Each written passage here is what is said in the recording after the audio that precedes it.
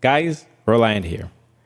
In this conversation that we are recording, which you're about to listen to, we get to discuss one of my favorite topics, meditating.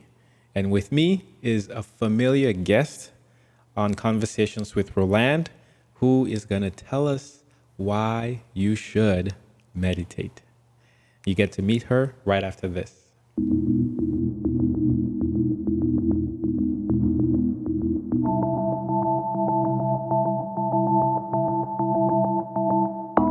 Welcome to Conversations with Roland, where the goal of the show is to learn life secrets through diverse experiences. I am your host, Roland Achenjang.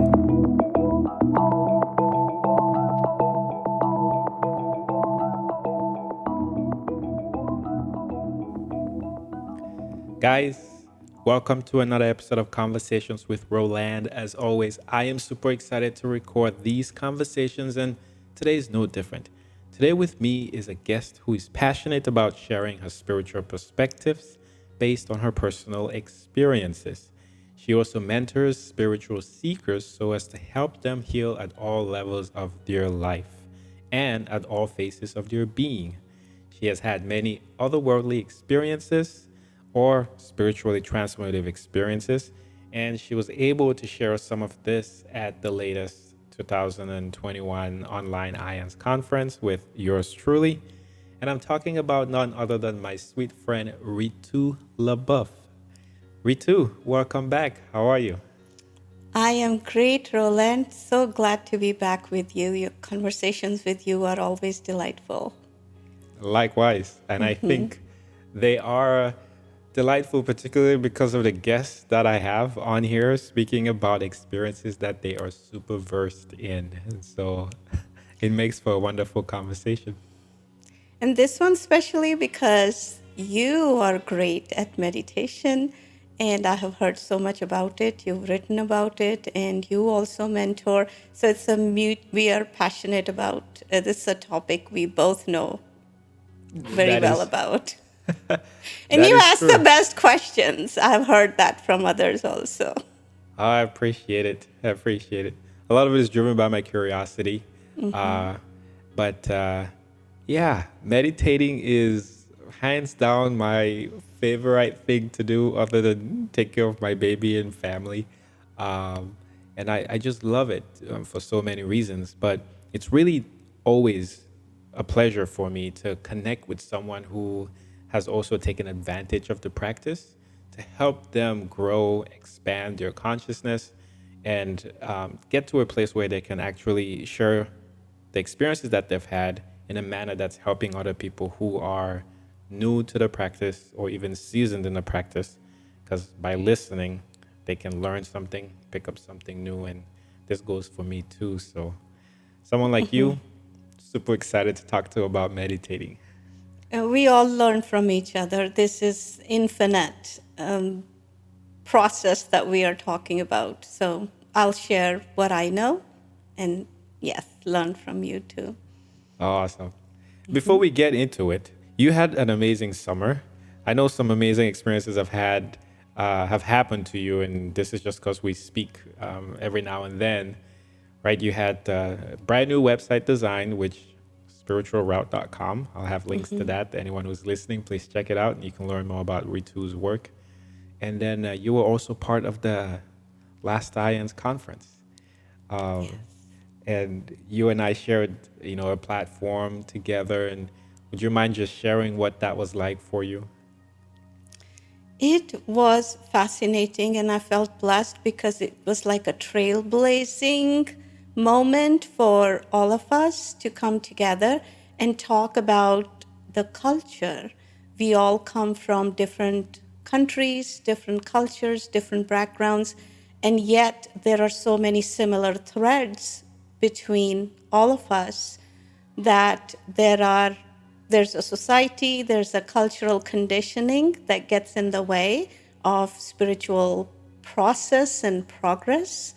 And to talk about it, that even though our spiritually transformative experiences or near-death experiences or spiritual experiences overall have so many similarities, yet we all somewhere have had to overcome obstacles and find that courage within to keep pursuing and bring that information to people so they can learn to assimilate and integrate their own experiences. So that was fabulous.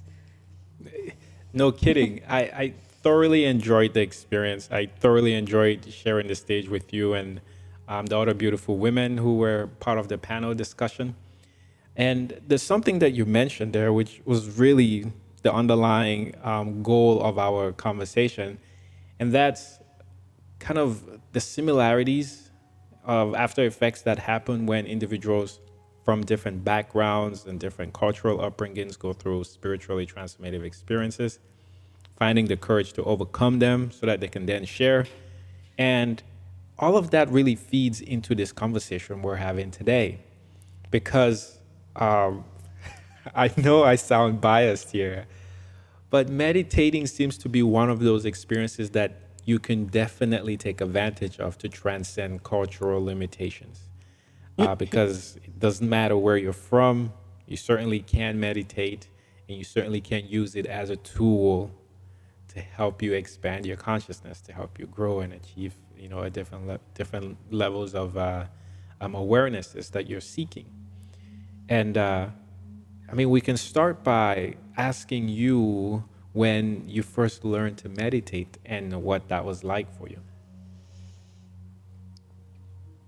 When I first learned to meditate, I cannot pinpoint a specific date or a sudden time period because ever since I knew, I was questioning how to go within. And there are so many different ways, thousands of ways of meditating, because the end result, the point is to bring your mind into a focus, ultimately to where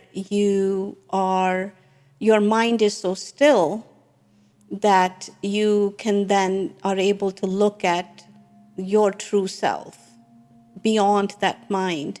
So there are so many methods to it. So I think in some ways I was always practicing that because I was so intensely curious about what life is about, what is the meaning of my life, of anybody's life, and what is the purpose of us coming here.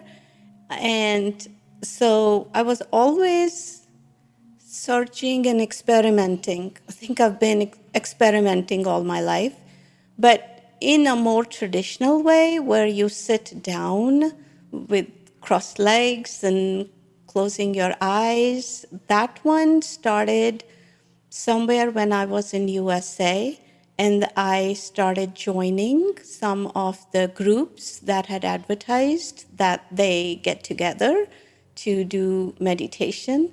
And it was just wanting to know their process of how they meditate.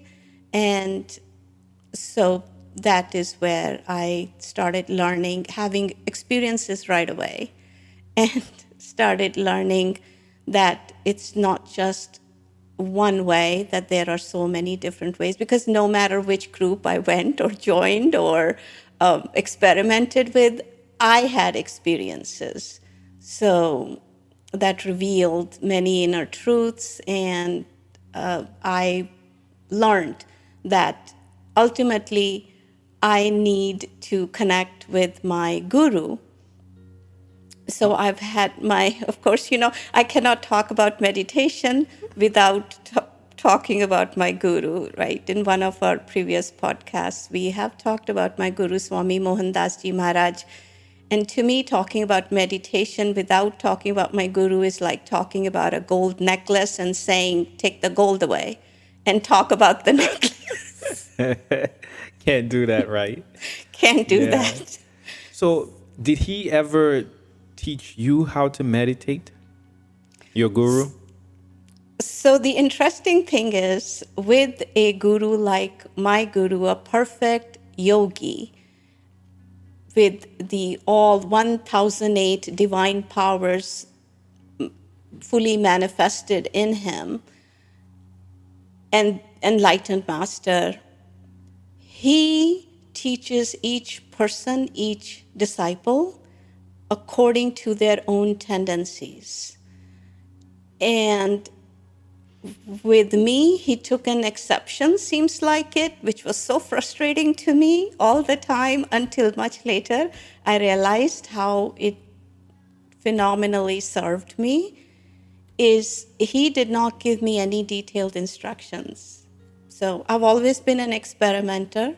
So all he told me was sit down with cross-legged, with your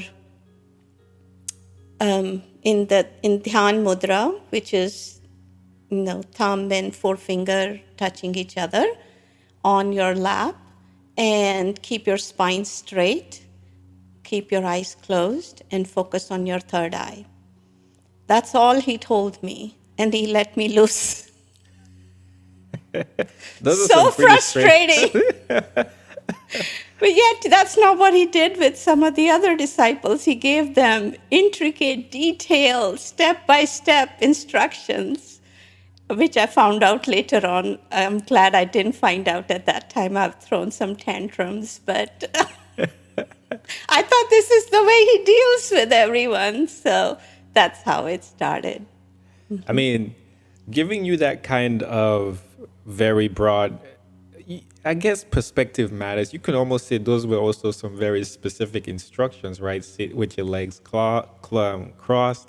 He gave you the mudra to use, and he told you where to focus your sight, and he said, go try that. And to me, saying only those aspects of a meditating practice to you and telling you to go and experiment speaks to how much growth and advancement you as a soul would have probably already attained before this current incarnation. For him to recognize that and say, you're at a level where this is all you need, and, go like a kid on a playground and explore that and see what comes from it. I think that that's fascinating for you anyway. I'd agree with that because I would say to validate that, ever since I can remember back 3 years old, 4 years old, I had innate knowledge of reincarnation. I could remember 3 of my previous lifetimes. I remembered that I am the fully empowered one, but yet I am here to learn wisdom, to use power properly, and there'll be lots and lots of painful challenges along the way on this journey, and that I have to overcome them, I have to deal with them, I have to face them, I have to go beyond them. And that process will never end until I have processed it. It doesn't just because you're physically died, it does not end. It carries over, and it's just harder every time, next time. So you better hunker down and get on with it. So there were many of these realizations I already had, even though nobody external to me taught those things. So So this was kind of like the inner guru within you that you incarnated with had access to this information, and you were able to use it essentially. right, and you brought up an excellent point, the inner guru, because the inner guru is always within us, within each one of us, no matter how much we think we don't deserve it, how far away we are from it. It's always within us. It's when we have either forgotten it or it's in such a deep way. It's so hidden from us that we cannot have direct contact with it. That inner guru then comes out and as an external form, as an outer guru. And if that is a true enlightened master, then his entire job is to break whatever is the obstacle in between your awareness and your inner guru, and that's his sole job. And Yeah. Ritu, at the beginning of this conversation, you talked about the realization you came upon of the myriad ways in which meditation can be practiced. And it seems, regardless of how you practice meditation, you always ended up with this kind of deep spiritual connection, knowing or knowledge expansion, if you will. But with me today, I recognize that everything is really a spiritual experience. Everything is. This conversation is one. This was not the case before I started meditating. And one of the big reasons why I started what I call today meditating was to cope with work and school stress. And so many times people can approach meditation for different reasons, not necessarily a spiritual aspect. Now, with your experience, do you think that they can benefit from meditating to help with things like anxiety, stress, anger, mental health issues, even? Oh, absolutely, 100%. Because, see, the process, like I mentioned right in the beginning, meditation is not just a certain technique, right? Because we've said there are thousands of methods. So what we're trying to get at is quietening our mind, because we are the existence itself. We are the source itself. We are it. I am it. I am that. You are that. So we are already what in Sanskrit is called Satchidanand. We are the eternal one, the blissful one. That is our truth. That is our reality. Now, what is hiding it? What is covering it is our mind. And mind directly impacts our body. So any physical disease we are having is coming really from the imbalance of the mind. When we are functioning as a default when mind is running our life by default, and we've given our power to mind, is when all these imbalances happen, and that manifests as what you call anxiety and physical diseases. So when the mind is quietened, when we've taken what we call being empowered, is taken that default control away from mind, then we are able to connect to the infinite source within us and come to balance. So it absolutely, you can approach it just for to alleviate some physical ailment. It could be a sinus headache, or could be just some pain in the legs, or it can be for any mental issues or emotional issues. They're all taking you to the same process of getting to balance the control that you have given to the mind back to yourself. I could not agree with you more there. And when I asked you that question, I wasn't expecting this kind of answer, but I'm not surprised. I mean, like I said at the beginning of the conversation, you're super versed in, this practice. And you're right. With my own experience, one of the big reasons why I kept going back to meditating is because of this innate healing that I was experiencing, which I could not explain, except to look back at what I was doing differently and pinpoint the fact that I was sort of meditating or paying attention to my body. Today, if you ask me, I'll say, what I was doing was connecting with my higher self frequently. And through that, then I was finding out sort of these imbalances in the mind, like you would say, which I would also say were imbalances in my energetic imprint, which manifested in my physical body. And as I cleaned that out through forgiveness, through understanding, through learning what the experience of having a headache or a pain in my shoulder was trying to teach me, then those were kind of released. And that translated into me feeling even healthier in my physical body. And the changes are constant. My dry eyes were gone. I had my back hurting so bad I thought I needed surgical intervention from a pinched nerve. That was gone. My body posture keeps changing. I mean, and it doesn't end. It's as though you can continue to feel better and look better. I don't mean look better as in, like a vain, shallow way of, oh, I look pretty, that kind of thing. I mean, just feel better, look better, present yourself better. Absolutely. Yeah. And it doesn't end. It's like the more you spend time with your higher self or with your I am that presence, this inner guru, however you wish to describe it, the more you attain higher realizations, the more you're able to, kind of eliminate the conditionings in your mind, and that translates to a better physical presentation of who you are. And yeah, it doesn't end. You put it very well, exactly.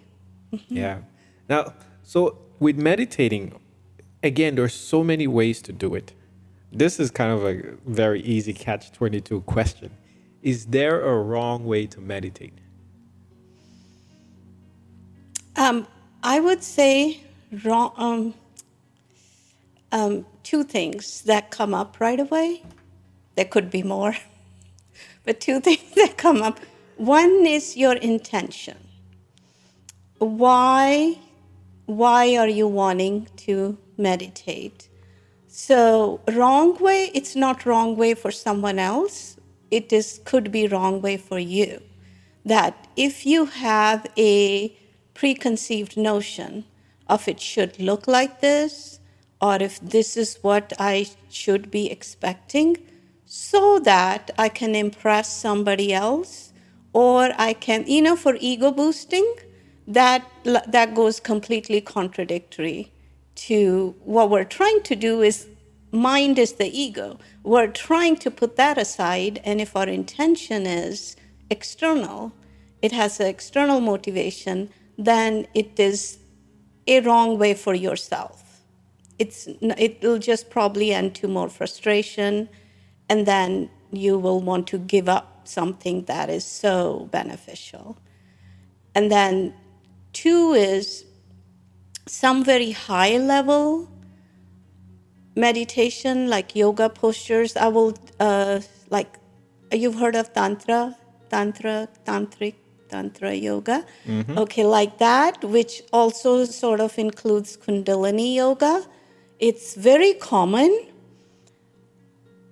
This is what I have heard from my guru and other yogis, that this is something should not be practiced on your own, because it is such a high-powered, it is like you are pushing a 1,000,000-volt energy through a bulb that can hold only 10 volts.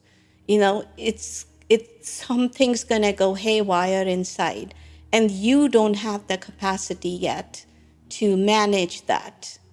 And there are many stories, documented stories, that have been written by some yogis who tried to do it on their own, something like that.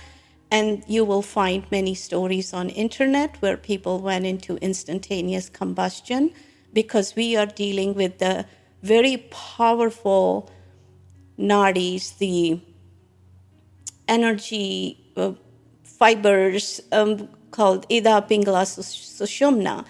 You're familiar with those, and so the heat can get so imbalanced that people have gone into instantaneous combustion. So this is something that my guru strictly warned against, but other than that, it's open your heart, and you're doing it for some sort of benefit for you, to feel better, to feel happier. Any method works. Okay. You bring up a very fascinating topic that many people have asked me about. Okay. And this is one I don't have much experience in. Right. That's the spontaneous combustion that I've been asked about that in the past. And with my own experience, that was never the case. And I think looking back on it, part of it had to do with my intention for quote unquote laying in my bed and listening to my body. To me, it was a last ditch effort to cope again with work and school stress. And so there was no ego tied to it. It was actually a moment of honest expression of I give up, right? Like whoever higher power it is that controls the universe, I don't know what else to do at this point. Show me the way. What do I need to do? I'm just going to lay here, listen to my body, through my body, reveal to me what you need me to do because I am not myself, etc., etc., etc. And that's how my journey began. It wasn't a spiritual practice, not at all. But it soon turned to be one of those. And so when people have asked me about spontaneous combustions, I've just not been able to respond to it because that has not been my experience. And I did read about different meditations that you shouldn't try. I Okay. did come across people who were able to communicate with your guides while doing certain meditations. And through that, were then revealed not to do that particular meditation, that Oh, wasn't good okay. for you. But in my case, it's not. Every time I've sat down to play with my breath, use my mind to kind of calm down, observe my beingness, if you will, it's it's been smooth for them. I mean, it's really been smooth. I've had some very interesting otherworldly experiences as a result, but I've not spontaneously combust, rightfully so, or else I would not be sitting here in front of you. But what do you say to people who come across that kind of information and then use that as a valid reason for why they shouldn't meditate? You presented a very appropriate contrast between what something I had brought up about Kundalini yoga and how you approached it. You know, it is when, like I said, intention matters a lot. So there are, you know, what is your intention? Is it, and it can be mind can play is a very clever, very, very clever tool, right? We can delude ourselves why we are wanting to do something. And so some of the people I have come across, when you ask them why, you know, it is really for ultimately for some sort of ego boosting. You know, because I will look so much more, I will perform so much better in my work, and why would you want that? You know, because then people will ultimately, if you go into why, it's for I will be respected more, I will be appreciated more, I will be looked up more. Do you agree with that? Right? So, Yeah. And I've also seen instances, sorry to cut you there. I just wanted to add this as another one I've heard is the desire to have otherworldly experiences as a reason to yes, meditate, right? To go right. out of body, to astral travel. So that's where we come into preconceived notions. Okay? So Okay. this is what I want. So this is almost like I am me, this limited, puny little thing, mind is trying to tell this unlimited source that this is what I want. You do my will. And so we come back to your intention. So my guru specifically said to every disciple, whenever he gave them any instruction, do it without any expectation of any kind. This may bring you some experience, this may never bring you any experience. But you do it because you are searching for deeper answers to your own self. Who am I? And if you are sitting with that intention, that I'm just looking for answers so I can know my true self, then let the source reveal to you where, because everybody comes in. Now, this is where reincarnation comes in. And I believe you are this great yogi from previous lifetimes. And that is why something so spontaneously like Kundalini awakening can happen to you and bring such enormous revelations to you. Now, sometimes I have come across people who have had a spontaneous Kundalini awakening, but they have not been able to handle it. And they have been very disturbed, gone into depression, gone into tremendous fear, and terrorized by it, and not have had that understanding. So my sum total of my conclusion about that is that somewhere when they practiced it, it was used incorrectly, or it was done with the wrong intention, where that bank balance of the effort that you put into it came forward with you. So something triggered it for it to get awakened, but your other parts of you, your mind, your nervous system, your body, is not on par with it to be able to assimilate the awakening of the Kundalini that has happened. And so therefore, it is like there is a 18-wheeler truck with a small sedan car tires on it. And half of the tires are from sedan car and the other are from SUV. And so it's like that. And that is where this intense science, deep science of yoga comes in. Yoga means yoke, means union, the true meaning of it. And so the ancient yogis from thousands and thousands of years ago, that is why when they bring it into practice for the meditation is just one part of it. The traditional meditation that we're talking about is only one aspect of it. And so they place equal emphasis on your body. That is where the Hatha Yoga comes in, which is widely known and practiced these days in USA. That is more of the Hatha Yoga. And then there is the pranayam, there is control of the breath, there is quietening your mind, there is stilling your nervous system, calming your nervous system. So all of that goes hand in hand. It's not just one. All of that is paid equal attention, so that is in balance. So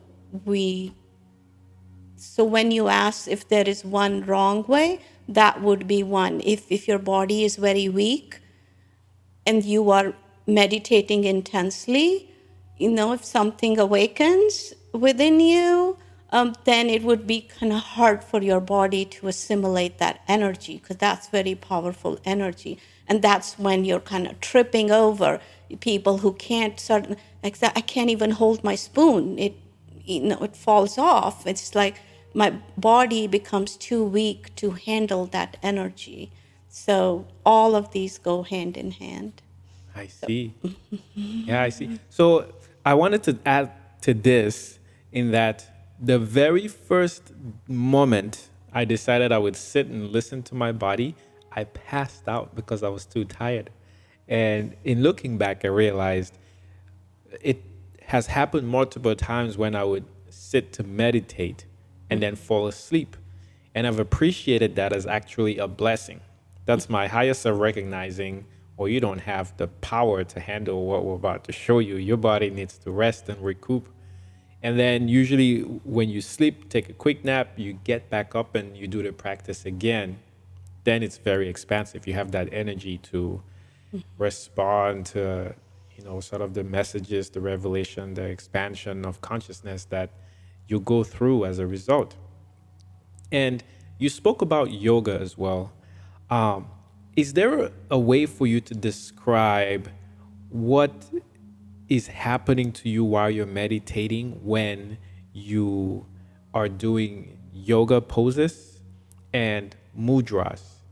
And what I'm trying to get at is, are these a result of energy moving through your body, especially if it's spontaneous? Or how have you, been able to make sense of those kinds of experiences if you've had them?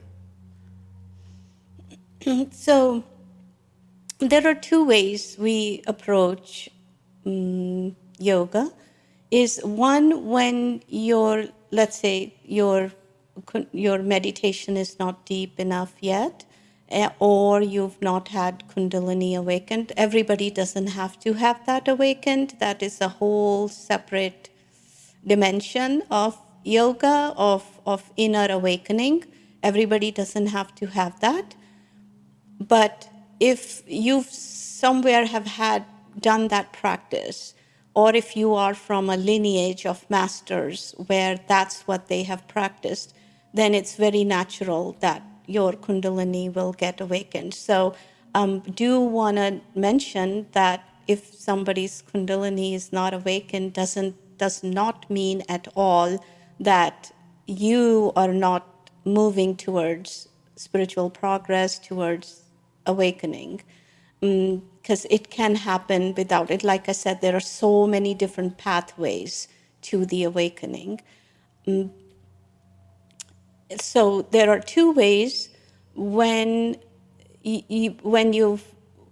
when your meditation is not deep enough and you're wanting to go towards on the spiritual path, spiritual progress, then you can take on certain mudras. Mudras are different hand gestures, or you can use many of the asanas, the yoga asanas, the postures. You can practice them, and that will then help you deepen your meditation.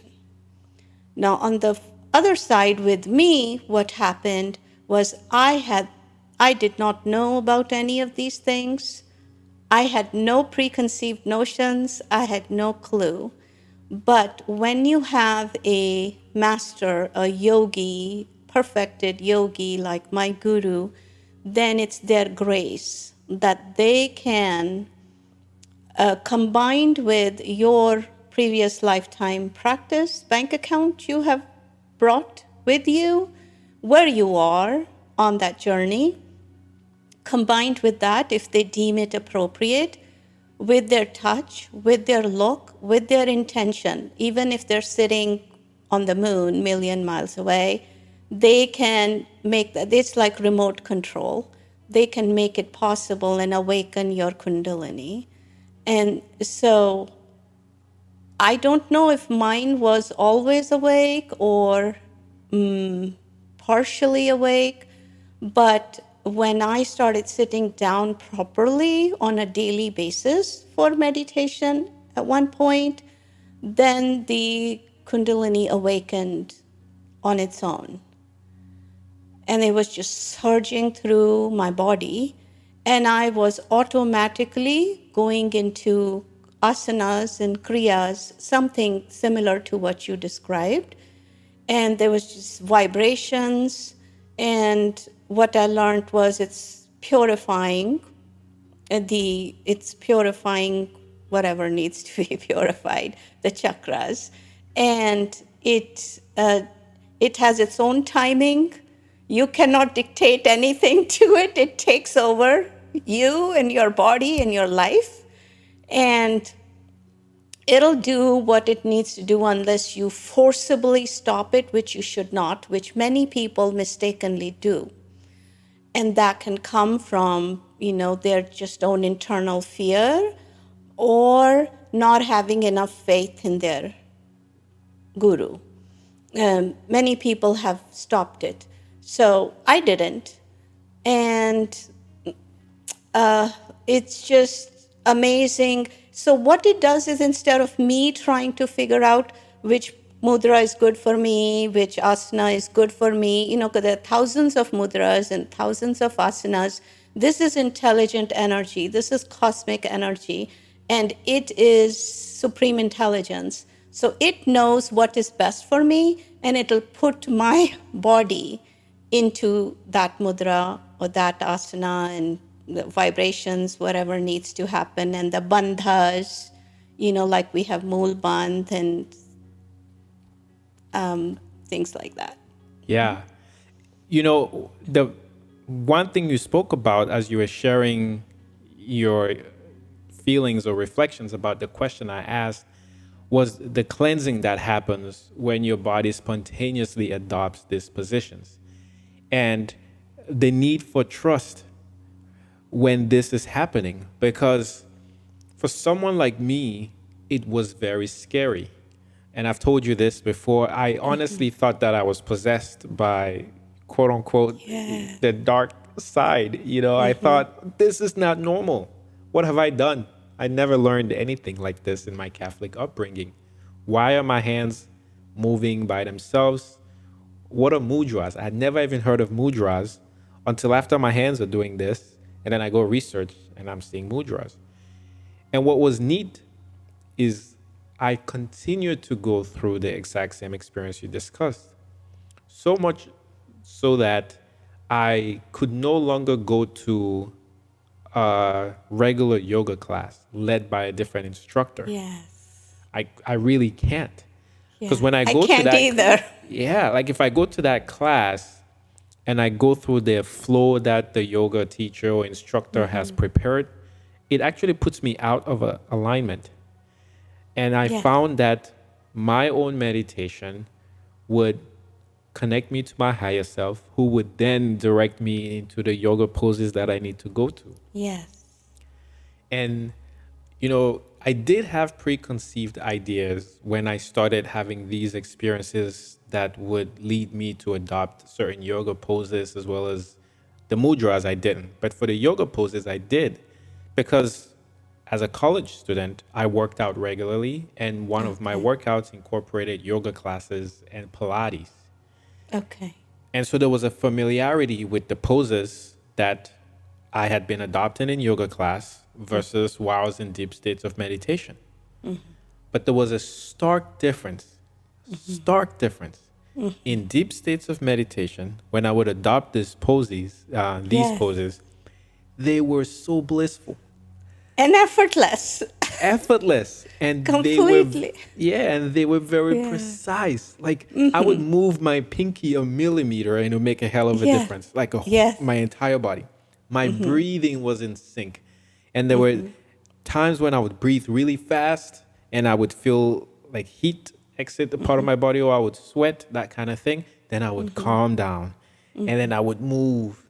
And then the sounds that I would have never, ever expressed when I'm doing yoga became spontaneous and automatic and a part of the meditation, where I would scream, or I would say yam or lam or any one of those things. And it continues to be fascinating that I'll have these experiences, not understand them. Now it doesn't scare me anymore because there's a huge trust in how much it's helping me develop. And then I would go and research and find out that, that's what yam is. It's the 3-letter word in Sanskrit for the heart chakra. Okay, you know, that kind of thing. So that continues to be my experience today. And I think, honestly, you're the first person I've met who has had similar ones, where, you know, this energy moving and cleansing your, whether it's chakras, what have you, is resulting in you adopt these yoga poses that are blissful and serene and all that jazz. It's really cool.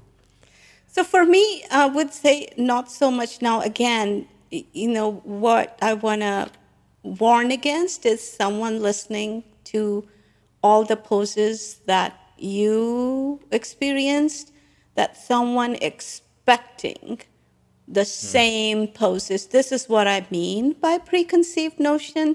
It's like to expect that exact same thing would happen to them. that is when they're blocking their own flow, because that's not what they might need. And they may have something totally different postures. So that's what I mean. And for me, really, there weren't so many postures as just vibrations and sensations. So a whole range of them.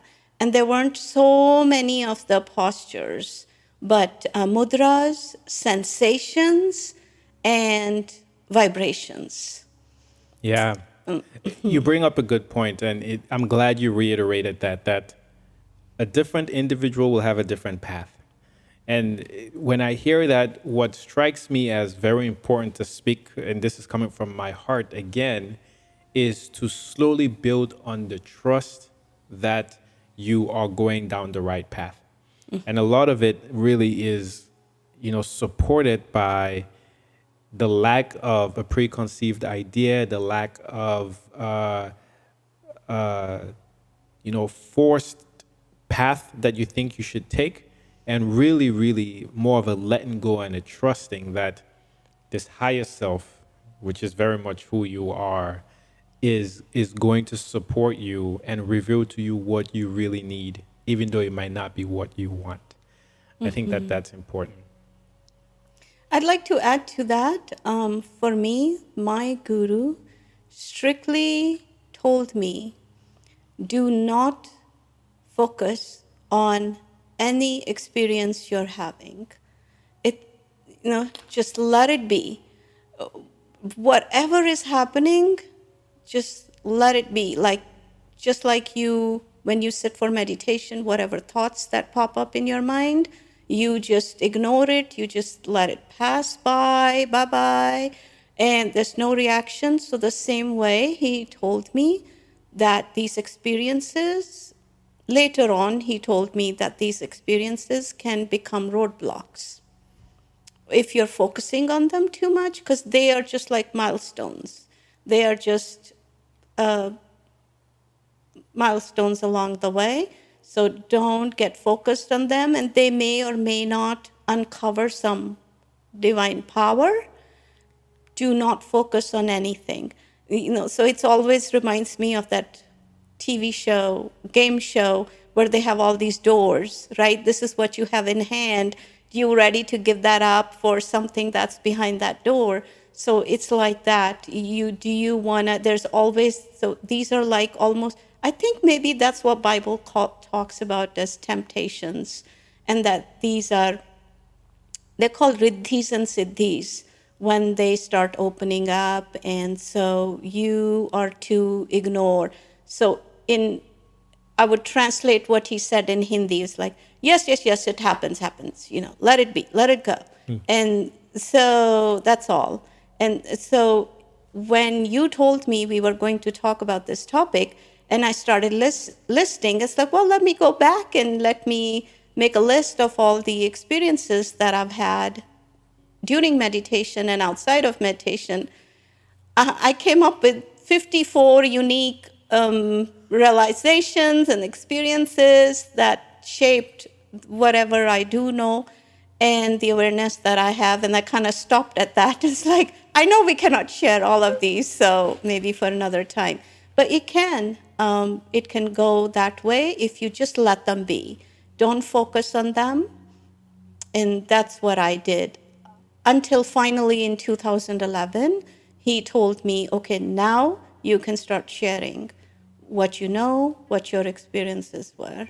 So all these years, I was not allowed to even process, think about any of these. This is how much it can get in the way. I appreciate that. And I will be honest, even in my experiences and practice, I've seen when past experiences have gotten in the way of my meditation experiences. And there are some tools that, still meditating have been revealed to me as ways to learn to let things go. That's interesting.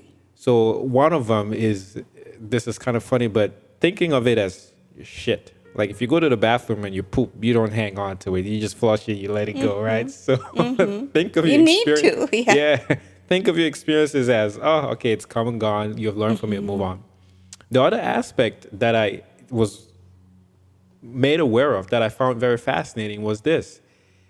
If, say, I meditated and I had a really cool experience, and then I went now with the intention to meditate and have the same experience, I was really limiting myself in that sense because that experience is something I'd already had. Now I need to expand it. And what I've learned is when now I go to meditate, if I'm open, an even more expansive experience happens. It doesn't have to be the same one again. And I think that that is very important, and it kind of speaks to what you just alluded there. I will add to that if you don't mind. Oh, I'd please do. love to add to that. So for quite a while, it happened that way where I was just letting my experiences go. You know, even if I just had something minor ache or pain in my body, it was pretty much the same as just having any other profound experience to say. It was just equal weightage to that. But then eventually, many years later, I came across certain groups of people who we were meditating, and they would all talk about they are seeing all these visions when they close their eyes, and they are seeing these lights and yellow lights and white lights and red lights, and I mean, all kinds of. I would confess that I felt like, oh my God, I am completely on a wrong path or something. My guru is not revealing something to me because I don't see anything. I was just pitch dark. I'm glad you can get a kick out of this today. It's always pitch dark. I just, it's like all the negative that you can tell yourself. I told myself that I am really not doing it the wrong way. But then again, I just had learned to let go. Okay, well, he's in charge. When I say he is my guru, all right, if that's how he wants it to be, because I'm doing my thing, whatever I'm supposed to do, and this is what it's supposed to be. And then I did come across another saint and another enlightened master. And that was a female lady saint. So I couldn't help myself because there too people were talking about, ooh, I saw this and I saw that. So it's talking about the preconceived notions, right? So that was one time it got in my way because like, where the heck are these lights? I've been doing it all wrong all these years because I had no idea that you were supposed to see these lights. And like, mine is just pitch black. So that was one time I asked her, and it's like all I see is pitch black. I don't see. And then, she's like, you're different. Yeah. Don't worry about it. Don't worry about it. I'm talking to these other people. You keep doing what you're doing. And that was, like that little assurance I needed. It's like, okay, then forget it. Yeah. So that's that can happen. That's the beautiful thing about this practice and just how diverse the experiences every single person can have. And it does switch and it does change. And it's funny because the first time I actually did sit and listen to my body and not fall asleep, I saw the lights twirling in my eye and I freaked out. I'm like, I should not be seeing this. On the other hand, you are looking for it. And I'm like, no, take this away from me. Well, I will say that eventually there were other things. There were other things that I saw. But like I said, if I had gotten myself stuck on seeing those kind of lights that other people were talking about, I would not have been able to open up to eventually what did happen and the spiraling energies that started coming through. So everything has its divine timing, and we just keep doing our practice with the best intention. Absolutely. Ritu, another thing that I would really like to get your perspective on is the advice you would give to somebody who is new to meditating. What would you tell them about where to start? This is when you ask me this, I am thinking about a whole lot of people that I have talked to, and they're all at a different point. Even though they're all beginners, they're all at a different point. There are some who have so much blockage inside of just the idea of sitting down, closing their eyes, and even being quiet for 5 minutes. So to me, I would say really just start from where you are instead of forcing yourself into a certain technique. Now, the best one, easiest one is just watching your breath, right? Close your eyes. Even if you don't want to close your eyes, just watch your breath. Because what we're trying to get at is quietening our mind, is watching all the thoughts that are coming in and letting them go, learning to not get carried away with the thoughts or learning to not react to them. Like, oh my God, this happened again. There's no way I can meditate again. I got carried away with my thoughts again. Those are reactions. So gently, very kindly and gently to yourself, just bring yourself back to watching your breath. So something like that. Another one, if anywhere you are, you have your finger, you have your hand, you have your nail, even your thumbnail, just look at it and try to look at your nail without getting carried away with any thoughts. Like, yesterday I did that with someone. And it's like, well, what do you see? Okay, just look at your nails. Like, oh my God, I should have painted them pink. It's like, what thoughts came? Judgment. I love it. Or you was like, oh, I should have had it. I loved it when they were longer. So just even look something simple like that. Looking at your nail, can you just look at it without even thinking this is a nail? Just like a camera lens is looking at it, just like a 2-month-old baby is looking at the nail. It doesn't know it's called nail, doesn't know it's pink color, doesn't know what color it is, doesn't have any label to it, cannot differentiate one thing from the other. It's just a shape. It doesn't know it's triangle. We've not taught that baby yet. It's a triangle, circular, square, doesn't know anything. It's just looking at the shape and just fascinated with whatever that shape looks like. There is no labeling. That's where the mind comes in, and that's what we have to quieten down. So if we can just look at it and just look at it, not have any thought, not have any label, not have any word associations following the initial thought, and not have any reactions to it. That is what we're trying to get at. So if just watching your nail helps you do that, or sitting down, cross-legged with spine straight, or leaning against a wall, looking at the wall color and not processing that what kind of wall it is and what color it is, no physical dimensions, then that serves, that's meditation. So we can just start, or as simple, most Eastern philosophies talk about the importance of breath. So just watching your breath, going in, going out, being with it, and just watching how much your mind wanders, how much you get carried away. And that is a phenomenal realization in the beginning, that Yeah. I did not know how much of my control is in the hands of my mind. Yeah.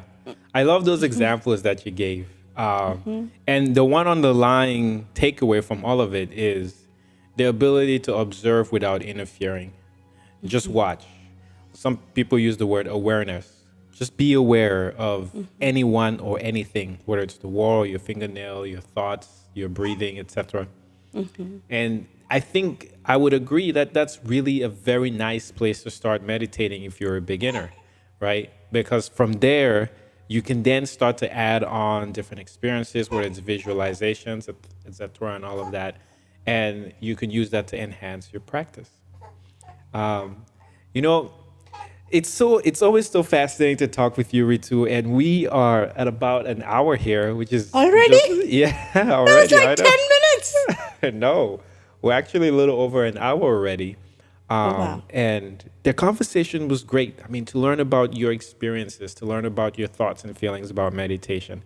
And I feel like we should have another conversation because there's so many aspects about it, especially in trying to talk to a beginner about a path to take that we can delve into. And so, how do you feel about coming back for another conversation? Oh, absolutely. There is so much. And remember that list of 54. What I learned from it. Oh, yes. That I Yeah. would love to share that. Absolutely. And it's such time flew by. Yeah. And what I hear in the background is a little baby, which is exactly how we need to be. That is what divine message to all of us. Be like that. Just happy for no reason. And that's when you know you're spiritually progressing and you don't have any labels to anything and there is no thought process. So that's I know. a perfect divine indication of where we need to be with our meditation. Yeah, yeah. Come with a baby mind so you can explore and not think of a nail as just a nail. It's way more than that. And what is it? With a meditative practice, you can explore and come educate us. Tell us what you find out when you look into a nail. Oh, we're all learning from each other. So I would love to come back, learn from you, and share what I can share. Yeah. Well, guys, we're right at the end here, and this has been perfect. This has been right about an hour. My baby Ira is here telling me she needs my attention, and as always, Ritu, it's such a pleasure to talk with you, and I can't wait till we get back together and discuss again. So It's thank my you, delight. thank you very much. My Yeah. delight and honor. Thank you, Roland. Bye-bye. You're welcome.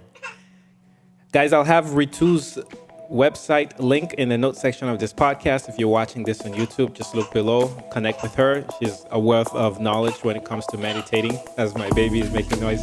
And for me, Roland at Achenjang.com. And I invite you to create an amazing day.